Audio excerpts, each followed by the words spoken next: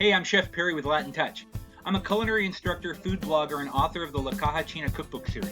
Folks ask me all the time, what can I cook in a La Caja China? Well, the short answer is darn near anything. From standard barbecue fare like slow roasted Texas beef brisket, pork and beef ribs, pork shoulders, and any type of poultry you can think of, to seafood favorites like salmon and shellfish. And of course, old favorites like pizza, hot dogs, and burgers. Appetizers to entrees, the only limit is really your imagination. Any recipe that calls for roasting, baking, grilling, or smoking is perfect in La Caja China.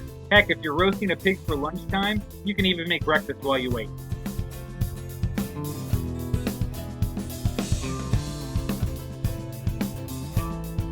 And of course, the star of the show, the whole roast pig. From Filipino lechon to Hawaiian Kahlua pig to a good old smoked Carolina barbecue pig pickin'.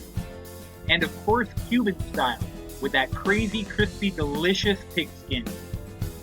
However and whatever you're roasting, smoking, or grilling, do yourself a favor. Do it in the magic box. This is Chef Perry. See you next time.